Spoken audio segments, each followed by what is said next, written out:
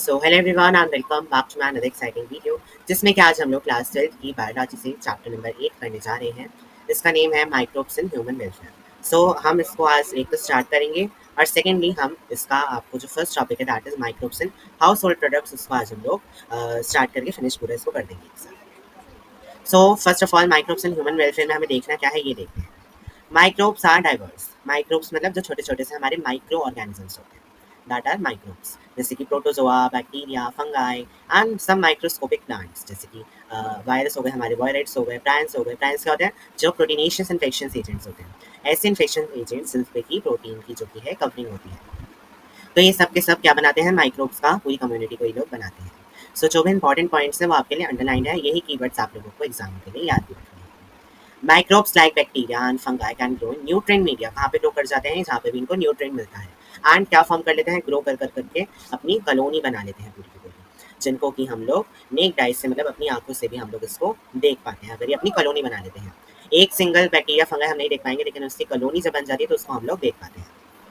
Some microbes causes disease and some are useful for human beings. ऐसा नहीं है कि सभी हमें बीमारी फैलाते हैं, कुछ ऐसे भी हैं माइक्रोब्स जो कि हमारे लिए बहुत ज़्यादा यूजफुल भी रहते हैं। अब देखते हैं उनकी यूज़फुलनेस क्या है, क्योंकि अभी तक तो हमने सबके जितने भी हमने माइक्रोब्स देखे हैं उनकी हमने डिजीज़ कॉजिंग ही देखी है, लेकिन एक्चुअल में सब डिजीज़ नहीं कॉज करते हैं, बहुत सारे इसमें से हमारे लिए यूज़फुल भी होते हैं। अब उन्हीं को ही हम लोग पढ़ने जा रहे हैं। सो सबसे पहले हम लोग देखेंगे कि ऐसे कौन से माइक्रोब्स हैं जो कि हमें मदद करते हैं इन आर हाउस होल्ड प्रोडक्ट्स। सबसे पहले आते हैं lactic acid bacteria. Lactic acid कौन बनाते हैं? लैक्टोबैसिलस। सो जो लैक्टिक एसिड जो कि हमने अपने एसिड्स मतलब हमने इसको केमिस्ट्री में भी पढ़ा है, लैक्टिक एसिड बहुत कॉमन वर्ड है, इसको बनाने वाला बैक्टीरिया, और वो किस चीज़ में हेल्प करता है अभी हम ये देखेंगे। लैक्टिक एसिड बैक्टीरिया, जिसको कि हमने शॉर्ट फॉर्म में लैब बोल दिया गया है, एलएबी, ये ग्रो करते हैं कहाँ पे? मिल्क में। और मिल्क को किस में कन्वर्ट कर देते हैं? कर्ड के अंदर, दूध से दही बनाना। लैब प्रोड्यूसेस एसिड, मतलब ये जो बैक्टीरियाज हैं ये एसिड को प्रोड्यूस करते हैं। कौन सा एसिड को? लैक्टिक एसिड को। और कोएगुलेट करते हैं उसको, और पार्शियली डाइजेस्ट कर जाते हैं मिल्क के प्रोटीन्स को और उसको खट्टा कर देते हैं। A small amount of curd added to the fresh milk act as inoculums or starters. Inoculums क्या होते हैं? जो कि किसी भी प्रोसेस को इनिशिएट करें या फिर स्टार्ट करें। तो क्या होता है? एक दूध का जो पतीला होता है उसके अंदर अगर आपने एक चम्मच भी दही डाल दिया है तो ये जो लैब जो हमारे हैं ये उसको डाइजेस्ट करके कोएगुलेट करके उसको दही में कन्वर्ट कर देंगे। They improves the nutritional quality of the milk. Milk की क्वालिटी को ये लोग बढ़ा देते हैं, इंक्रीज कर देते हैं, और उसके अंदर किसकी क्वांटिटी बढ़ा देते हैं? विटामिन B12 को। इसलिए ही बोला जाता है that curd is very very useful and very nutritious. क्यों? क्योंकि इसमें विटामिन बी की जो हमारी क्वालिटी है उसको ये इंक्रीज कर देते हैं।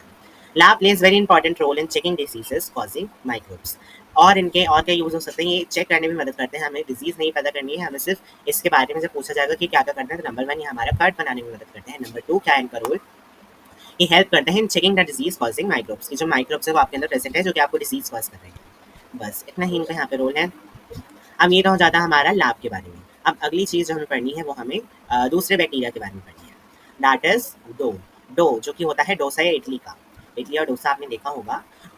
उसका जब डो बनाया जाता है तो उसको फर्मेंट कर दिया जाता है। फर्मेंटेशन का प्रोसेस आपने पढ़ा था क्लास 11th में, बाय आ बैक्टीरिया। इसको जान करके फर्मेंटेड करा जाता है ताकि ये पफ्ड अप लगे, मतलब थोड़े से फूले फूले से लगे।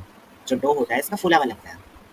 अब क्वेश्चन पूछा जाता है कि वो आखिर फूल क्यों जाता है, क्योंकि हम सबको पता है फर्मेंटेशन के प्रोसेस में क्लास 11 में हमने पढ़ा था, प्रोडक्शन होता है of a gas called CO2, carbon dioxide जो कि है वो इस डो में से एस्केप करती है। तो जब वह एस्केप करती है तो यहाँ पे स्मॉल स्मॉल पोर्स बना लेती है और उसको फुला देती है। नेक्स्ट हमें पढ़ना है about the baker seeds. Baker seeds का नाम और क्या है हमने बॉटनी में पढ़ा है क्लास 11 की, सेकेरोमाइसिस सर्विसेई। ये यूज़ करा जाता है, ईस्ट बनाने में यूज़ करा जाता है क्या? In the bread making. क्यों? इसको इसलिए ही तो बेकर सीड्स बोलते हैं, क्योंकि ये ब्रेड बनाने में हमारा बहुत ज़्यादा हेल्प करता है। Then toddy. टॉडी क्या होती है? एक ट्रेडिशनल ड्रिंक होती है जो कि बनाई जाती है किसके थ्रू? फर्मेंटेशन के थ्रू ऑफ, किसका फर्मेंटेशन होता है? इसमें भी फर्मेंटेशन होता है ऑफ साप। साप एक तरीके का लिक्विड होता है जो कि जैसे कि ये प्लांट है पूरा का पूरा ट्री हम एक बनाएंगे, इस ट्री की जो कि है एक बार को काट दिया जाता है जिसमें से कि बहुत सारा लिक्विड गिरता है जिसको कि एक बकेट में स्टोर कर लिया जाता है। ये थोड़ा खट्टा टाइप होता है, अगर इसको जल्दी से ना यूज़ करा जाए तो ये खराब हो जाता है, तो ये इमीडिएट यूज़ करा जाता है और बाद में से निकाल के इसको यूज़ करा जाता है। इसको फर्मेंटेशन कराया जाता है साप का फ्रॉम द पान्स। पान का जो ट्री होता है उसमें से इसको करा जाता है। लार्ज होल्स हमने देखे हैं किसमें? स्विस चीज़ में। स्विस चीज़ कौन सा चीज़ होता है? जो कि टॉम एंड जेरी में जो चीज़ हमें दिखाया जाता है उसी को ही स्विस चीज़ बोलते हैं, जिसमें कि आपने बहुत बड़े बड़े होल देखे होंगे।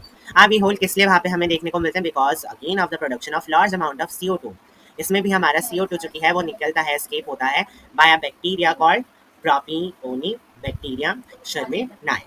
इस नेम का जो बैक्टीरिया है वही फर्मेंटेशन कराता है ऑफ द स्विस चीज, जिसकी वजह से इसमें हमें बहुत ही ज़्यादा लार्ज होल्स देखने को मिल जाते हैं।